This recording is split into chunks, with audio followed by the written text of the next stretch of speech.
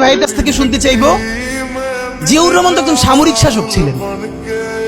একজন সামরিক শাসক সামরিক ফরমান জারি করে দেশে গণতন্ত্র ফিরেছে, পৃথিবীতে এই নজির নাই যেটা জিয়াউর রহমান করছেন। আপনারা কি জানেন এই যে জিয়াউর রহমান গণতন্ত্র ফিরাইলেন, যার মাধ্যমে আওয়ামী লীগ রাজনীতি করার সুযোগ পাইল বাকশালের পর, সেটা কিসের মধ্য দিয়ে? তখন তো সংসদ নাই, সংবিধান তো সংশোধনও করা যাইতেছিল না। কিসের মধ্য দিয়ে? জিয়াউর রহমানের সামরিক ফরমানের মধ্য দিয়ে। পৃথিবীর একমাত্র একজন সামরিক শাসক যিনি ফিল করলেন না সামরিক পন্থা দিয়ে করা যাবে না, গণতন্ত্রে ফিরতে হবে। এবং দেখেন হাসিনারে এবং আওয়ামী লীগের চরিত্রটাই হলো এরকম, এর যে একটু ভালোবাসে তার সে হত্যা করে।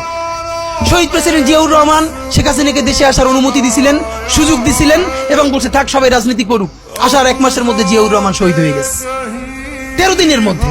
এবার দেখেন এই যে আমরা এখন যারা সবাই করতেছি, সুতরাং এটা একটা বিষ। এই বিষের সাথে আমরা কিভাবে লড়াই করব? জাতীয় ঐক্যমত্য তৈরি করতে হবে।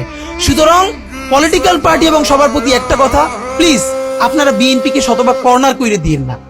বিএনপি এই আধিপত্যবাদ বিরোধী লড়াইয়ের জন্য আমাদের একটা বড় শক্তি। শহীদ ওসমান হাদী ভাইয়ের ভিডিওগুলো সামনে পড়লে এখনো বুকটা কেঁপে ওঠে। বিচার কি পাবে না বাংলাদেশ?